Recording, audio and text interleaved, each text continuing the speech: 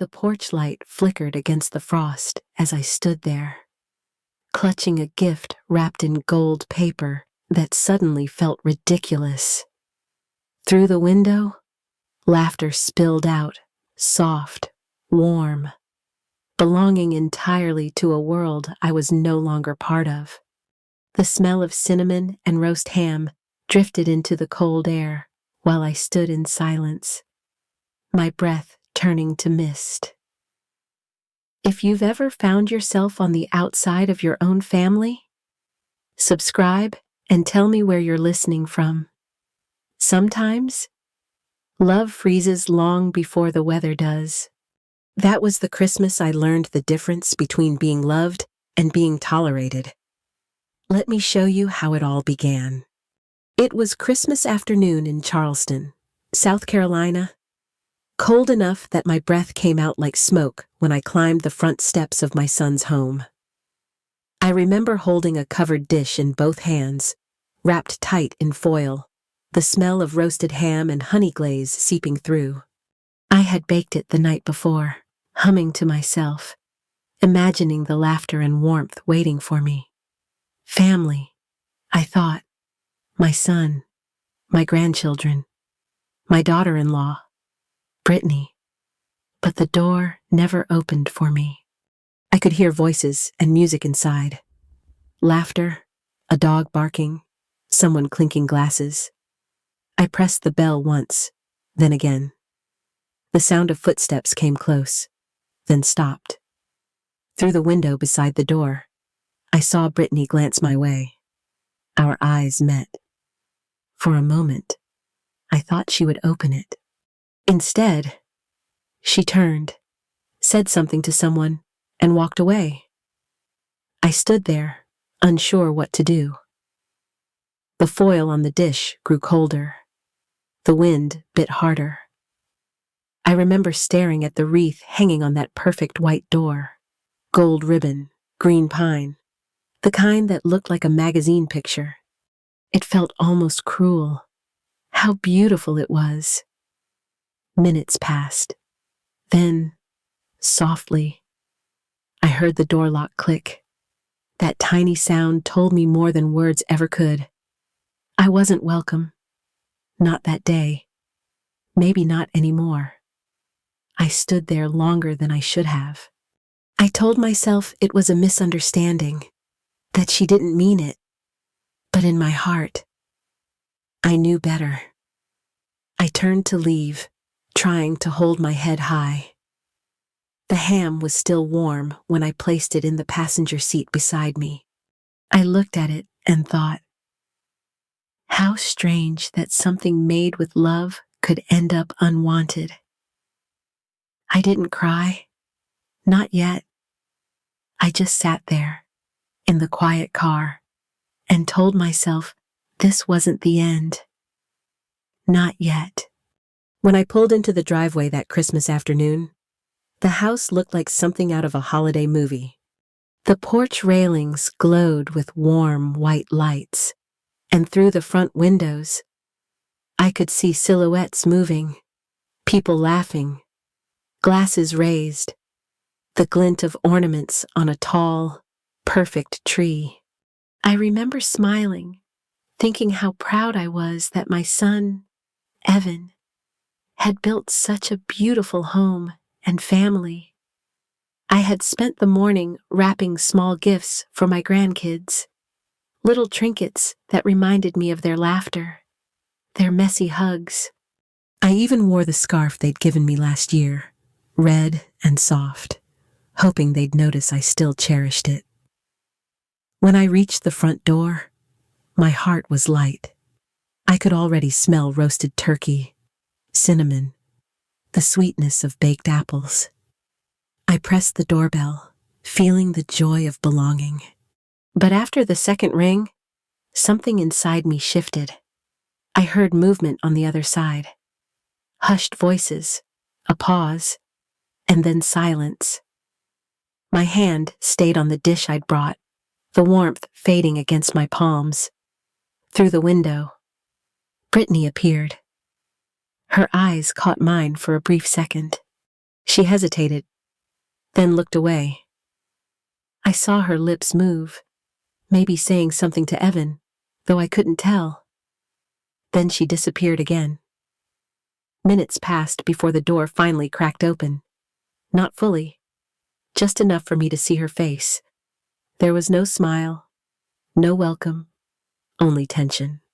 She told me, quietly, almost rehearsed, that dinner was a bit crowded this year, that maybe next time would be better. I stood frozen, my voice caught somewhere between disbelief and shame. I tried to step forward, but she didn't move. The door stayed between us. Then she stepped away and came back with a paper plate, covered loosely with foil, leftovers, turkey scraps, some green beans, a scoop of mashed potatoes gone cold at the edges. She placed it gently on the porch railing and said she hoped I'd understand. The cold hit me harder then. My hands shook, not from anger, but from the sting of humiliation. Behind her, I could still hear music playing, laughter echoing down the hallway. The sound felt like a wall I'd never be invited through again. I wanted to say something, anything, but no words came. Instead, I nodded, took the plate, and stepped back. As the door clicked shut, I stood there, watching the light spill through the frosted glass. I realized that sometimes cruelty doesn't come in shouts or insults. It comes in quiet, polished gestures that pretend to be polite. I walked back to my car, placed the plate beside me, and sat in silence. My heart ached, but beneath that ache was something else, a calm I hadn't felt in years. I knew I wouldn't forget this moment, and somehow, deep down, I knew it wouldn't end here. That night, I sat at my kitchen table with the untouched plate in front of me. The house was quiet, too quiet, the kind of silence that presses against you, reminding you there's no one left to talk to. I stared at that cold food and thought about how pain comes in different shapes. I had buried my husband years ago. I had raised a child alone. I had survived bills I couldn't pay and nights where grief felt endless. But somehow, that moment on the porch, being shut out by my own family, cut deeper than all of it. I didn't cry. I'd learned long ago that tears don't change hearts. Instead, I tried to understand. I told myself maybe Brittany was overwhelmed. Maybe she didn't mean it. But that small, sharp part of me, the part that's seen too much life to ignore the truth, started whispering. I began remembering things I'd brushed aside. Late nights when Brittany said she was working overtime with her boss, Rob. The sudden perfume that lingered on her coat, one I'd never smelled before. The way she'd look at her phone and smile when she thought no one noticed. I'd told myself I was being silly, that trust was the foundation of family. But sitting there, staring at that plate, I felt the weight of something I could no longer dismiss. Maybe this rejection wasn't about me at all. Maybe it was about guilt. Hers, not mine. I didn't plan revenge. I just decided that truth deserved to breathe, no matter how painful it might be. And in that quiet kitchen, I promised myself something simple. I wouldn't stay blind anymore. The next time I saw her, I'd be watching more closely. I've always believed that when something feels wrong, it usually is. After that Christmas afternoon, the air between us felt heavier. Brittany's smiles became too practiced, her excuses too polished. I told myself not to pry, but years of motherhood had trained me to notice what others overlook. The pauses, the shifts, the tiny betrayals of tone. One Thursday evening, Evan called to say Brittany had a late meeting again. I didn't question him. I just listened to his tired voice and felt something tighten inside me. A quiet instinct told me to drive. I told myself it was just to ease my mind. Still, I found myself in the car, headlights cutting through the cold Charleston night. I parked near her office building and waited. The lot was half empty, quiet except for the hum of distant traffic. Then I saw her, Brittany, leaving the building in a coat too elegant for work, laughing softly into her phone. A few minutes later, a silver sedan pulled up. Rob stepped out. Her boss, his hand brushing her arm like it wasn't the first time. I felt my stomach drop, not in shock, but in confirmation. They drove together to a small hotel by the river. The neon sign flickered against the fog, painting everything in red and blue light. I sat there for a long time, hands gripping the steering wheel, heart steady but heavy. Part of me wanted to turn away, to pretend I hadn't seen. Another part knew that once you recognize truth, you can't unsee it. I waited until they entered, then took a few photos with trembling hands. Not out of vengeance, but preservation. I thought of Evan, of the years he had trusted her, the laughter they'd shared. Betrayal doesn't just break a heart, it breaks the foundation beneath it. As I sat there, I realized that Christmas Day wasn't cruelty born of irritation. It was dismissal born of arrogance. She had already decided I was irrelevant, a shadow too close to the truth. The night air bit at my cheeks as I drove home. The road was silent, the city asleep. In that stillness, I made peace with one thing: I wasn't powerless anymore. The truth was mine now, and soon it would see the light. I hadn't planned to go that year. After what happened the Christmas before, I thought I'd never step foot near that house again. But truth has a way of insisting on its moment, and I knew mine had come.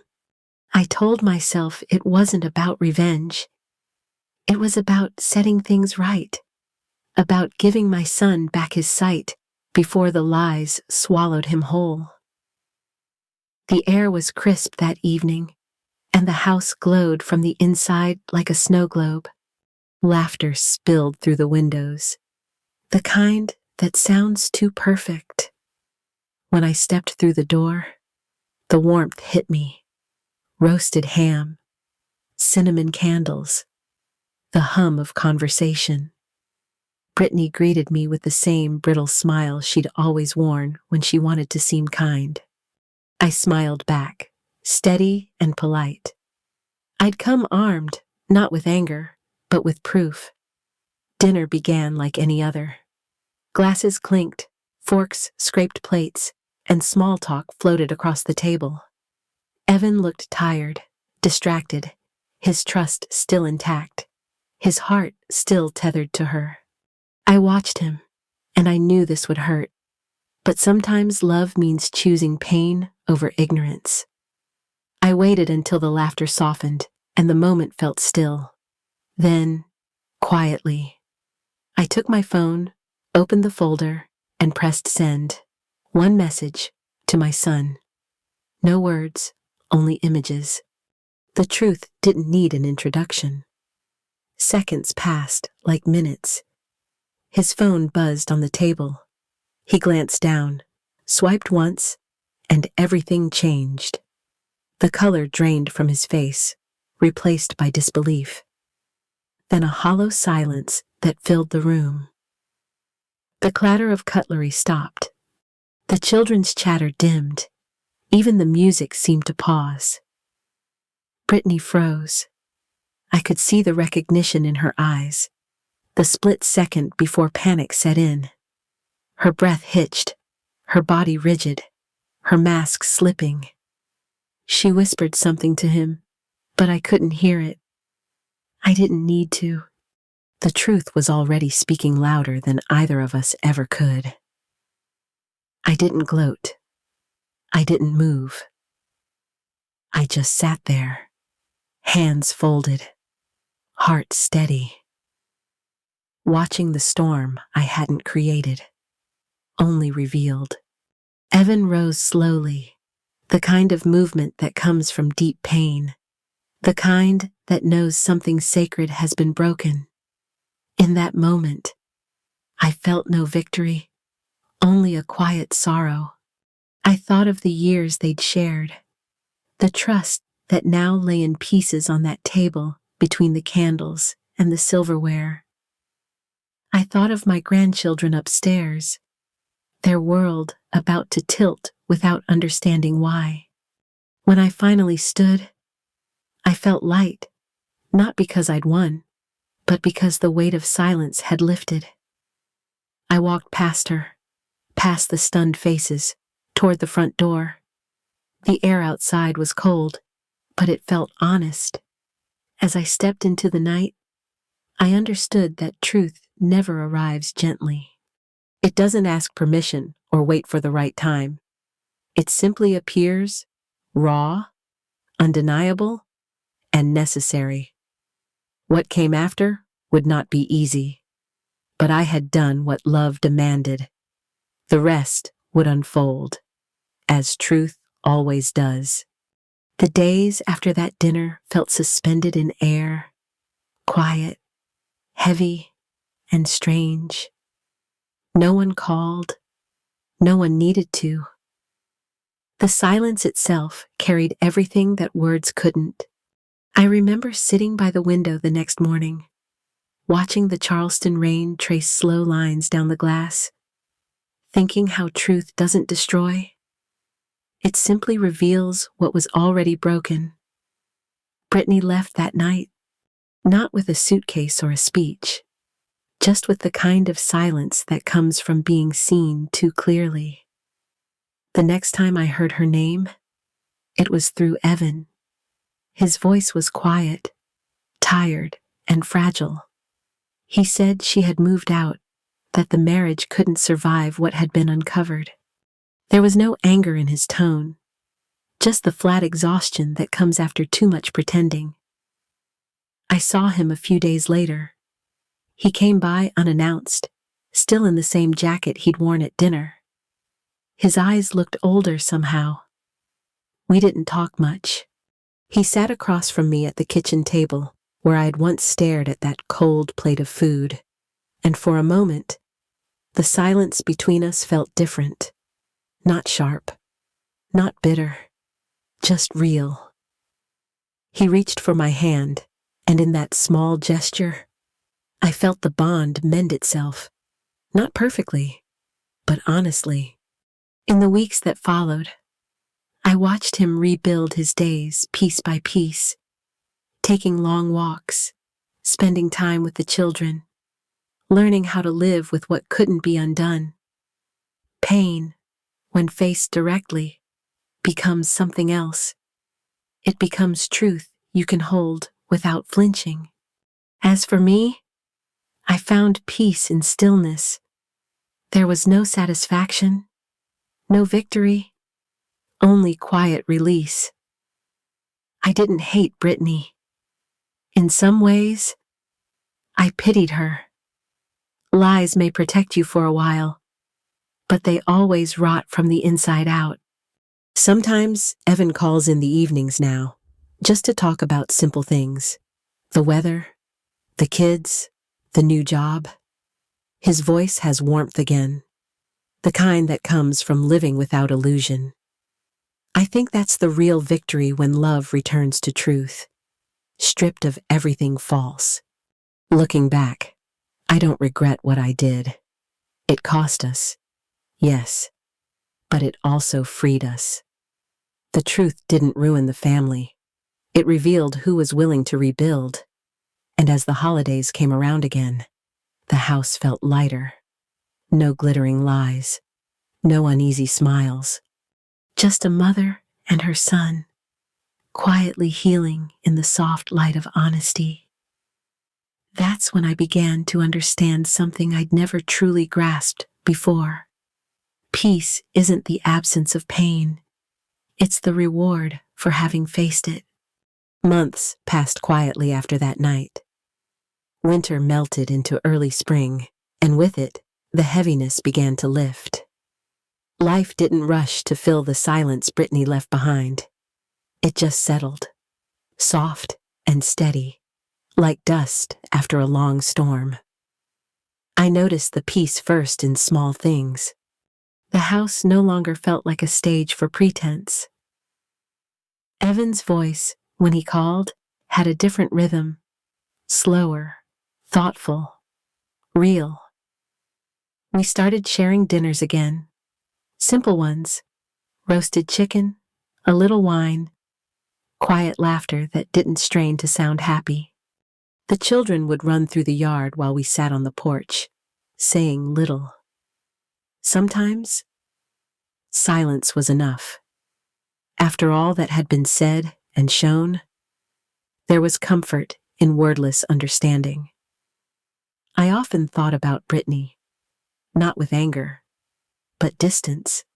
Some people teach you through love, others through pain.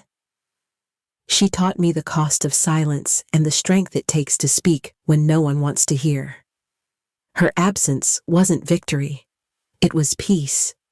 A door closed, finally, without bitterness. There were still moments when guilt tried to return.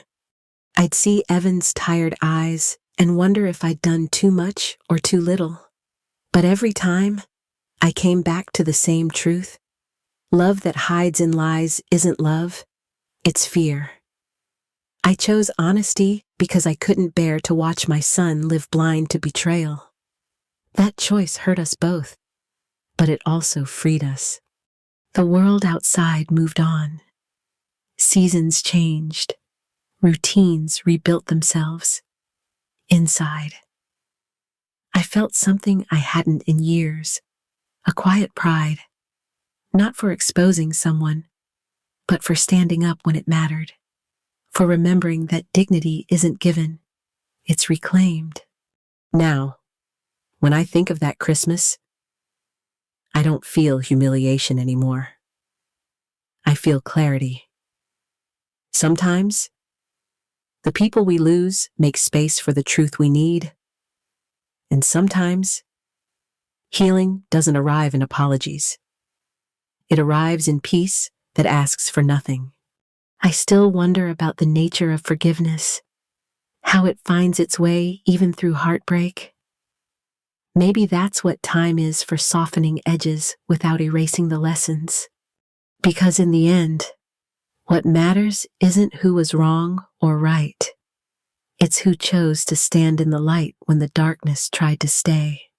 Looking back, I realize that life doesn't test us with grand battles. It tests us with quiet moments of truth. That Christmas, when the door closed in my face, I thought it was the cruelest thing that could happen. But now I see it was the beginning of something else. The stripping away of illusion. The uncovering of strength I didn't know I still had. What I learned is simple, but not easy. Truth hurts, but lies destroy. They corrode trust, one silence at a time. And when you finally choose honesty, even if it costs you comfort, you reclaim something far greater, your dignity. That's not revenge. That's freedom. I used to think forgiveness meant pretending the pain never happened. Now I understand it's the opposite. Forgiveness is remembering without bitterness. It's standing in the truth and letting peace return on its own. It's saying, yes, this happened, but it doesn't define me. With age, I've come to see how important boundaries are, not to keep others out, but to keep yourself whole. Love without self-respect isn't love. Silence without truth isn't peace. I stayed quiet for too long, and it cost me pieces of myself. Speaking up was painful, but it gave me back my voice. Now my days are quieter. The air feels lighter. There's no pretending, no fear of what might be uncovered. Just life, honest and imperfect, as it should be. If you've ever faced something like this, if you've ever had to choose between peace and pretense, know this: the truth might break things, but it also builds what's real. Have you ever stood for truth, even when it cost you? Tell me your story in the comments. I read everyone.